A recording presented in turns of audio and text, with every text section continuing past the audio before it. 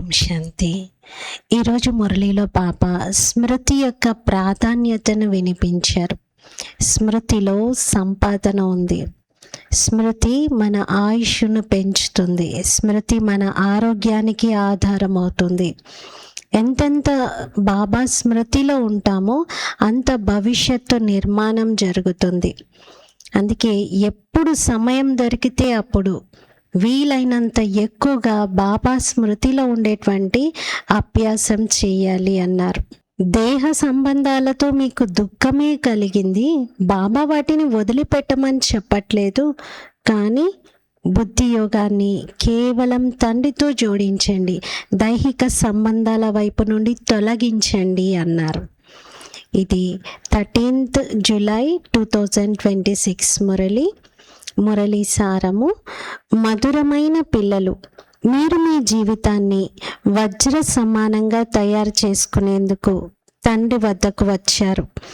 తండ్రి స్మృతితోనే ఇటువంటి జీవితము తయారవుతుంది.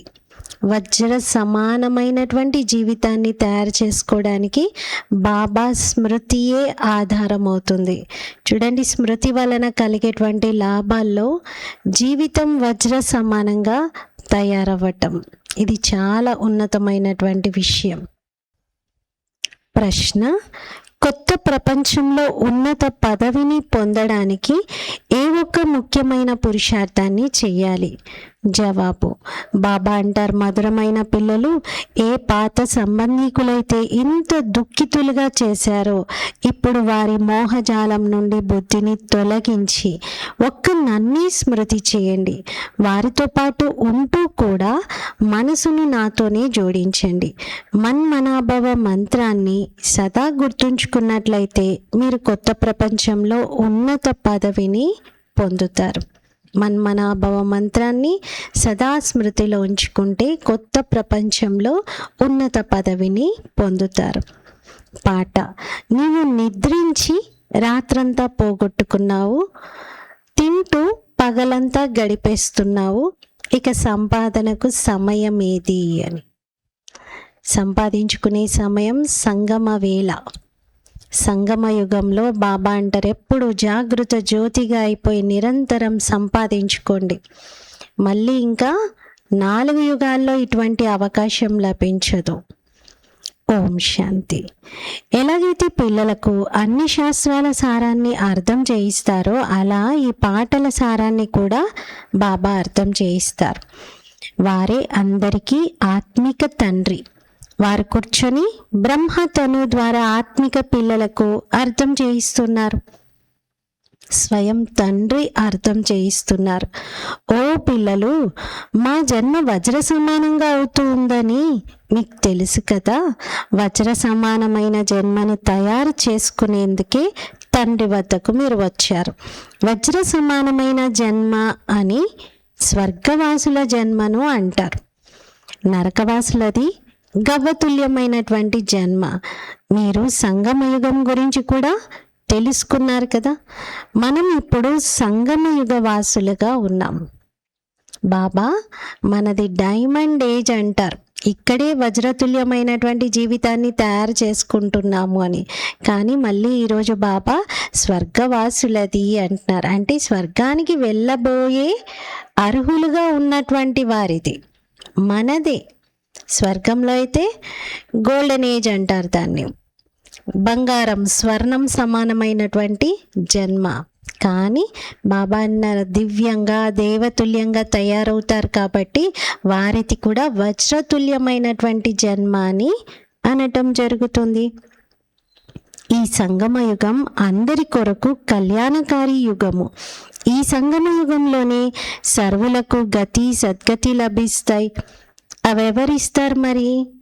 పరంధామం నుండి వచ్చే బాటసారి ఇస్తారు. ఎవరు పరంధామం నుండి వచ్చే బాటసారి? శివ్ బాబా.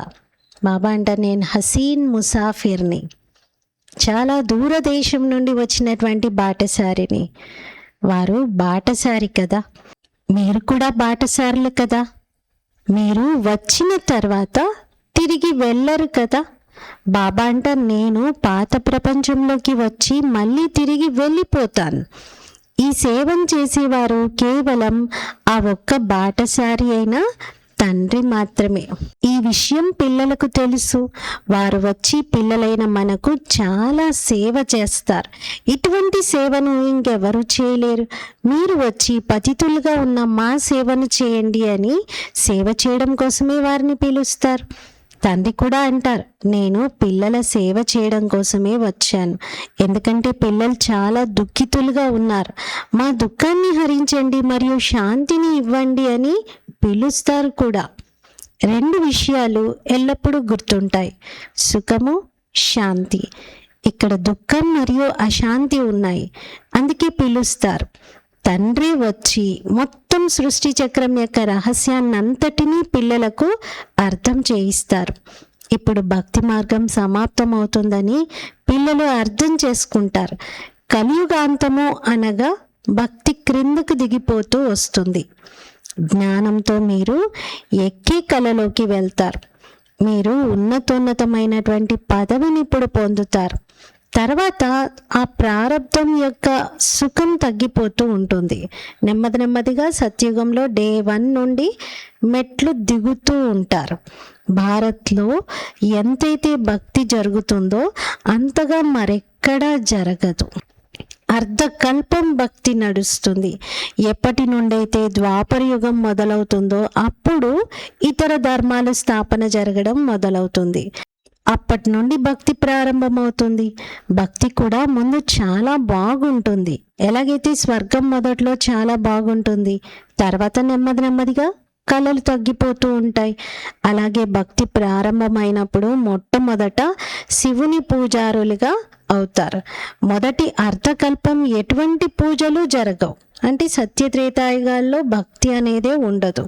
తర్వాత అర్ధకల్పం అంటే ద్వాపర కలియుగాల్లో భక్తి మార్గం ప్రారంభమవుతుంది మరియు ఇతర ధర్మాలు కూడా ప్రారంభమవుతాయి. ఇంతటి భక్తిని ఇంకెవరూ చేయలేరు. పూర్తిగా అర్థకల్పం భక్తి నడుస్తుంది. ఏ తండ్రి అయితే సర్వులకు విశేషంగా భారత్కు సద్గతిని ఇస్తారో, స్వర్గానికి యజమానులుగా తయారు చేస్తారో, ఆ దూరదేశపు బాటసారి పిల్లలైన మనకు మళ్ళీ స్వర్గ రాజ్యాధికారాన్ని ఇవ్వడానికి వచ్చారు. ఈ విషయం ఇప్పుడు మనకి అర్థమైంది. ఈ వారసత్వం కూడా ఎంత గొప్పగా ఉంది. కానీ ఒక్క విషయం కూడా ఎవరి బుద్ధిలోనూ కూర్చోదు. భారత్లో ఎంత భక్తి చేస్తారు, ఎన్ని మందిరాలు ఉన్నాయి. భారత్ ఖండంలోనైతే ఎన్నో మందిరాలు ఉన్నాయి. ఇవి ఎవరి మందిరాలు అనేది కూడా ఇప్పుడు మీకు తెలుసు. మొట్టమొదటైతే శివబాబా యొక్క మందిరం తయారవుతుంది. ఆ తర్వాత మిగతా దేవీ దేవతలవన్నీ కూడా తయారవుతూ ఉంటాయి. ఎన్ని మందిరాలు ఆ విధంగా తయారయ్యాయి. ఆ మందిరాలు కూడా మీ ఎదురుగా నిలిచి ఉన్నాయి. ఒకవైపు శివబాబాను పూజిస్తూ ఉంటారు, మరోవైపు శివబాబా మిమ్మల్ని పూజ్యులుగా చేస్తూ ఉన్నారు. మీరిక్కడకు పూజ్య దేవతగా అయ్యేందుకు వచ్చారు. దేవతల పూజారులు ఎవరైతే ఉన్నారో వాస్తవానికి వారు కూడా ఇక్కడికి వచ్చి బ్రాహ్మణులుగా అవుతారు. నెమ్మదిగా వృద్ధి జరుగుతూ ఉంటుంది. అందరూ ఒకేసారి కలిసి చదువుకోలేరు, సమయం పడుతుంది. ఎవరైతే కల్పక్రితం కూడా చదువుకొని ఉంటారో వారే మళ్ళీ చదువుకుంటారు. ఒకరినొకరు చదివించుకుంటూ ఉండాలి. అందరికీ తండ్రి మరియు సృష్టి ఆది మధ్యాంతాల జ్ఞానాన్ని వినిపించాలి. దాంతో మనుష్యులు స్వర్గానికి యజమానులుగా అవ్వగలుగుతారు. కనుక వచ్చి అర్థం చేసుకోండి అని చెప్పండి. అందరినీ ఆహ్వానించండి. ఈ నాటకం ఎలా తిరుగుతుంది అనేది పిల్లలైన మీ బుద్ధిలోనే ఉంది. లక్షల సంవత్సరాల కథనైతే ఎవరు వినిపించలేరు కదా. 5000 సంవత్సరాల క్రితం ఏముండేది అంటేనే ఎవ్వరికీ గుర్తులేదు. ఇక లక్షల సంవత్సరాలది ఏం గుర్తుంటుంది? భారత్లో పూజ్య దేవీ దేవతలైనటువంటి మన రాజ్యం ఉండేది. మేము పూజ్యులుగా ఉండేవారిమి, తర్వాత పూజారులుగా అయ్యాము అనే విషయము గుర్తుకు వచ్చింది కదా. మనమే పూజ్య దేవతలుగా ఉండేవారిమని, మళ్ళీ మనమే 84 జన్మలు తీసుకున్నామని ఇంతకుముందు తెలియదు. 84 జన్మల కథ లక్ష్మీనారాయణులది. మీరు మీ 84 జన్మల కథను వినిపిస్తారు. మనుషులకైతే తమ కథను తాము కూర్చొని రాసుకోవడానికే చాలా సమయం పడుతుంది. మీరు ఒక్క నిమిషంలో 84 జన్మల కథను తెలియజేస్తారు. మనుషులైతే బాల్యం నుండి ఏమేం చేశారు అని తమ జీవిత కథనంతా కూడా రాసుకుంటారు. నేను 84 జన్మల చక్రంలో ఎలా తిరుగుతాను అని ఈ బ్రహ్మ కూడా తన కథను వినిపిస్తారు. ఇది ఒక్కరి విషయం అయితే కాదు కదా, ఒక్క బ్రహ్మనే 84 జన్మలు తీసుకోరు కదా. బ్రహ్మతో పాటు బ్రాహ్మణాత్మలందరిది కూడా అలాంటి పాత్ర ఉంది. చాలామంది బ్రాహ్మణులు ఉన్నారు. ఈ చక్రం గురించి మీకే తెలుసు. ఈ చక్రాన్ని తెలుసుకోవడంతో మీరు రాజా రాణులుగా అవుతారు మరియు ఇతరులను కూడా తయారు చేస్తారు. భక్తి కూడా భారతవాసుల వలె ఇంకెవ్వరూ చెయ్యలేరు. ఇక మిగతా మఠాలు, మార్గాలు, ధర్మాలు మొదలైనవి ఏవైతే ఉన్నాయో అవి మన భక్తి సమయంలో స్థాపన అవుతాయి. మొట్టమొదట మన పుష్పాల వృక్షము ఎంత చిన్నదిగా ఉండేది. ఆత్మిక పుష్పాల తోట ఉండేది. మీరు చైతన్యమైన పుష్పాలుగా ఉండేవారు. దీనినే పుష్పాల తోట అని అంటారు. తర్వాత ఇదే ముళ్ళ తోటగా అవుతుంది. ముళ్ళ తోట అనకూడదు, ముళ్ళను అడవి అంటారు బాబా. పూల తోట కాస్త ముళ్ళ అడవిగా మారిపోతుంది. ఈ సమయంలో అందరూ ముళ్ళులా అయిపోయారు.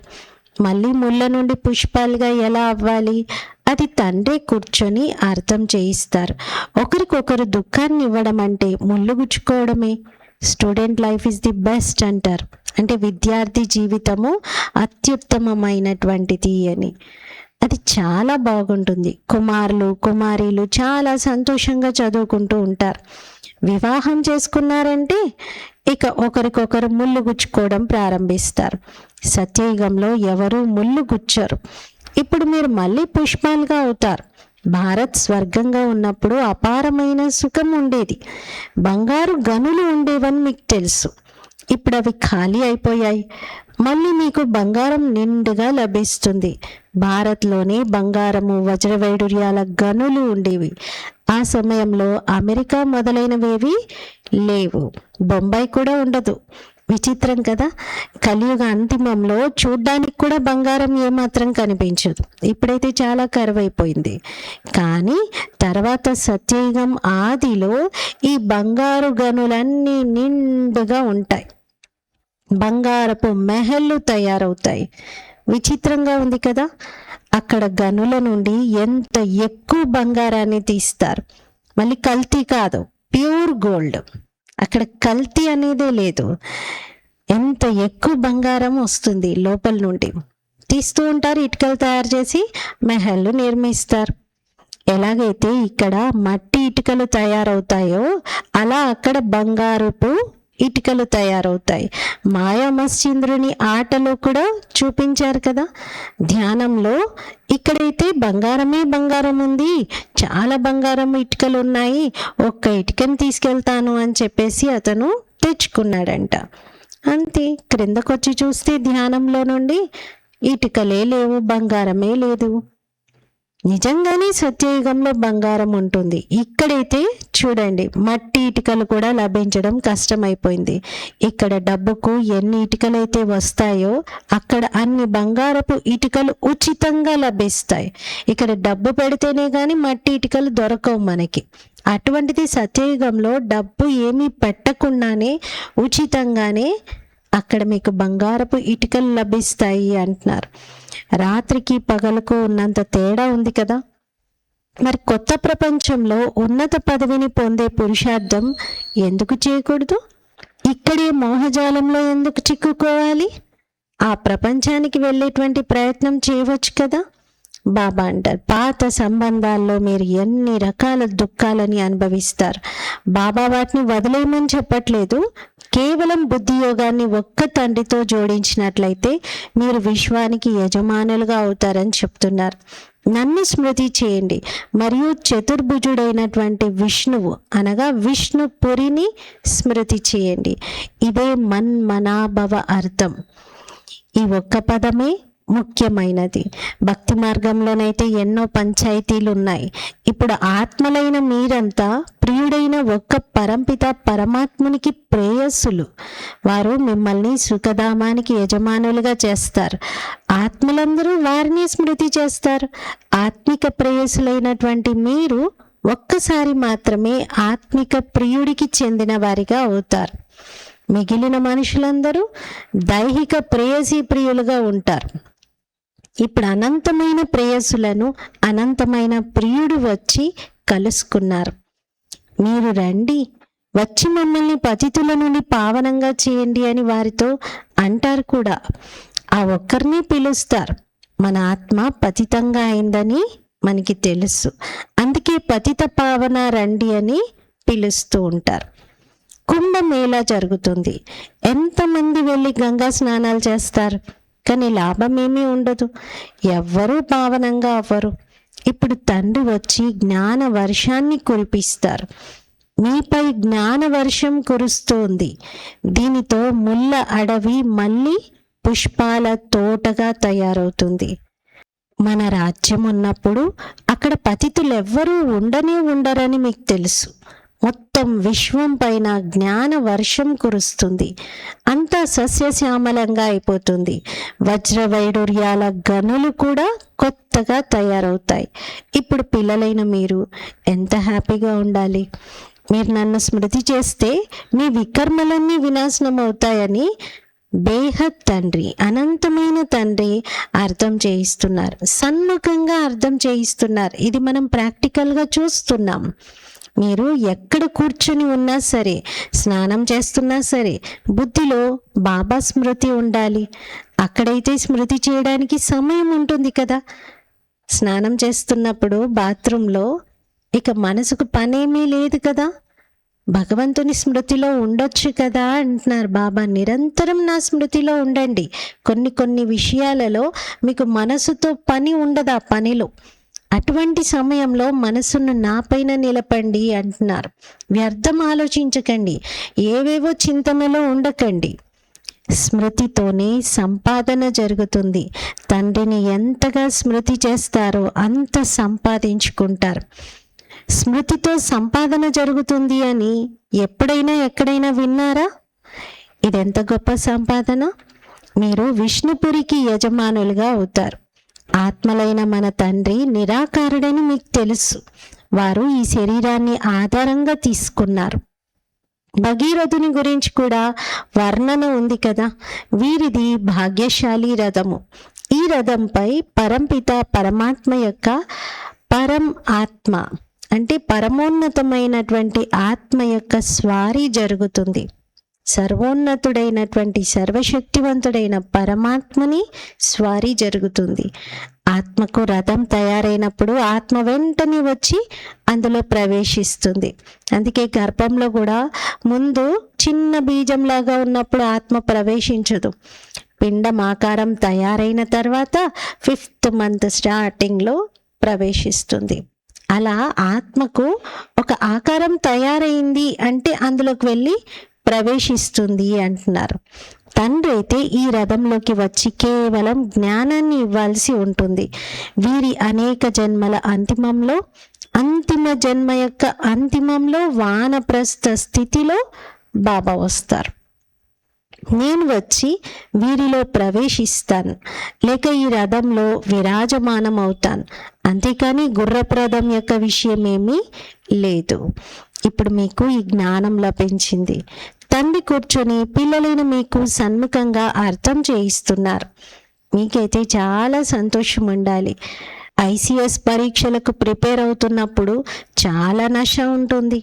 అది అన్నింటికన్నా పెద్ద పరీక్ష. ఐసిఎస్ అంటే ఇండియన్ సివిల్ సర్వీసెస్. ఇప్పుడు దానిని యూపీఎస్సి అని మార్చేశారు. అయితే ఆ చదువులు చాలా ఉన్నతమైనటువంటివి. వాటిల్లో నష కూడా అంతే ఉంటుంది. మరి మీ చదువు కన్నా గొప్పది ఇంకేదైనా ఉందా? బ్రహ్మ విద్య ఇది కూడా మీ చదువే. ఇది భగవంతుని పాఠశాల. భగవంతుడు ఎవరు అని ఇప్పుడు ప్రశ్న తలెత్తుతుంది. శ్రీకృష్ణుడా లేక శివబాబానా? అందరికీ భగవంతుడు ఎవరు? ఒక్క నిరాకారుణ్ణి తప్ప శ్రీకృష్ణున్నైతే అందరూ ఒప్పుకోరు.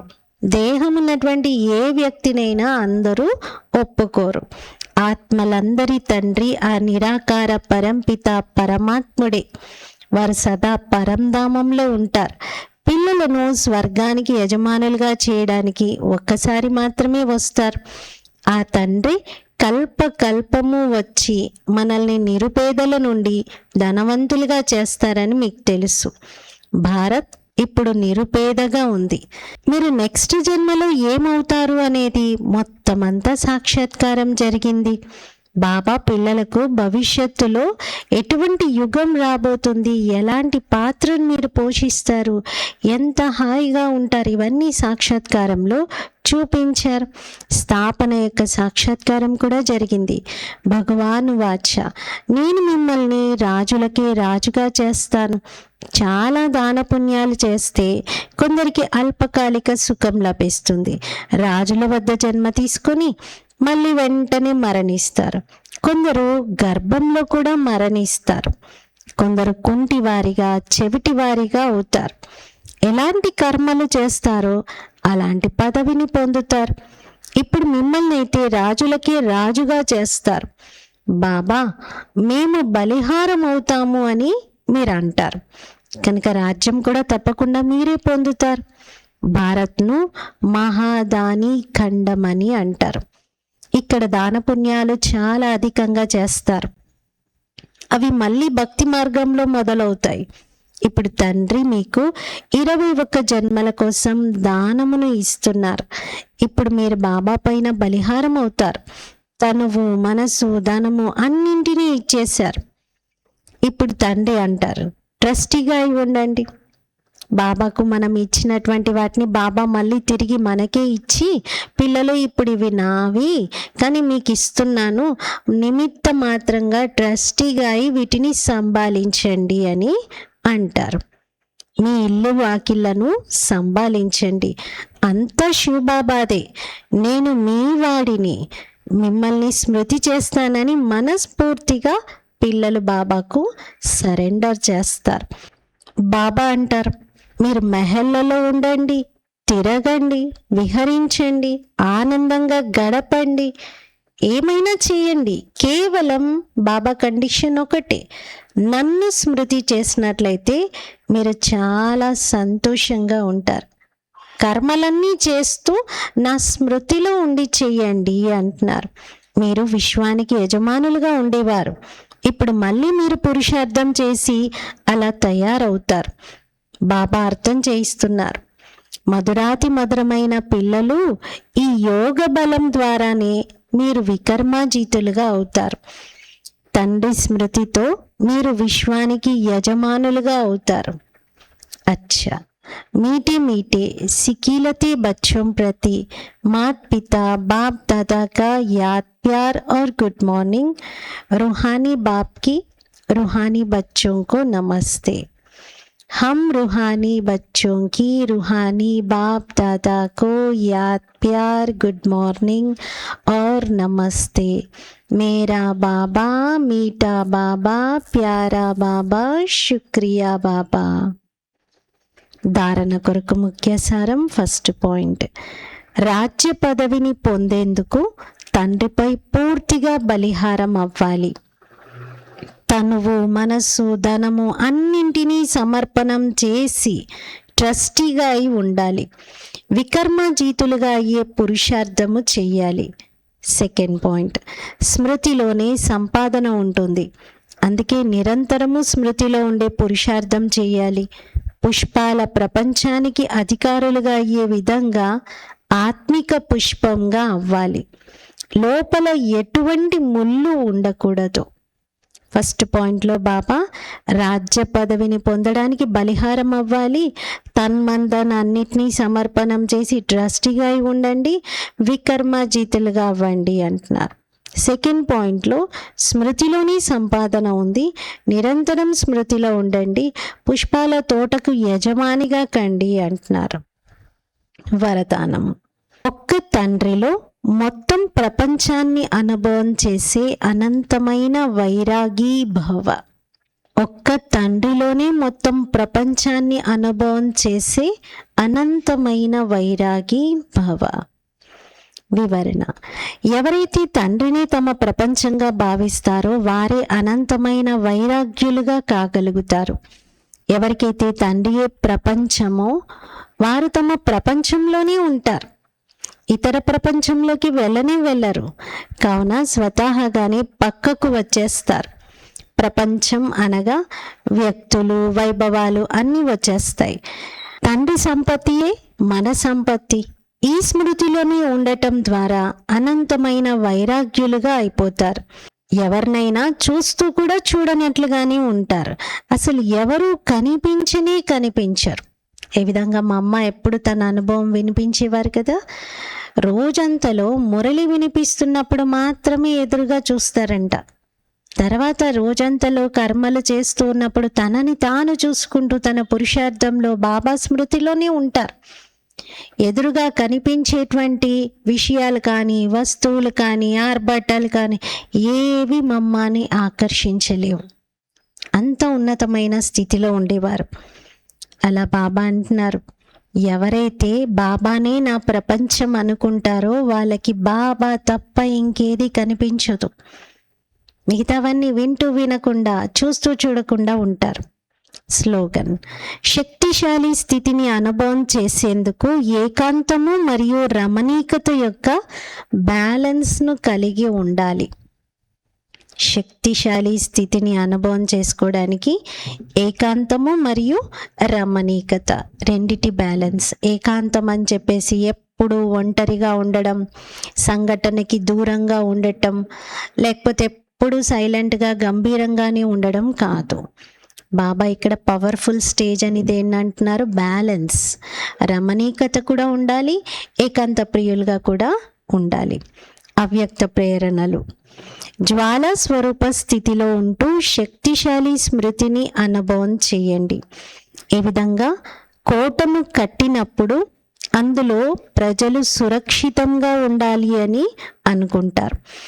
ఒక రాజు కోసం గదిని నిర్మించరు, కోటను నిర్మిస్తారు.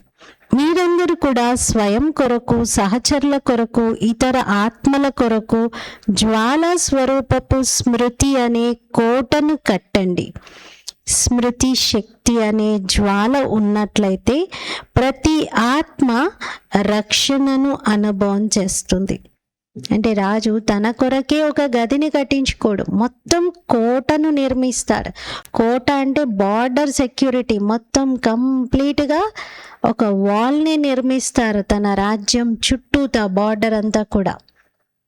అలా బాబా అంటున్నారు, మీరు కూడా ఆత్మలందరికీ రక్షణను కల్పించండి అంటున్నారు. ఈరోజు స్వమానము: నేను అనంతమైన వైరాగిని. బాబాయే నా ప్రపంచం, బాబాలోని నా సర్వస్వము అని అనుభవం చేసుకుంటూ మిగతా ఏ విషయాలు వ్యర్థము అన్నిటిని వింటూ వినకుండా, చూస్తూ చూడకుండా కేవలం పూర్తి క్షణం బాబా తోడి యొక్క అనుభవాన్ని చేద్దాం. ఓం శాంతి.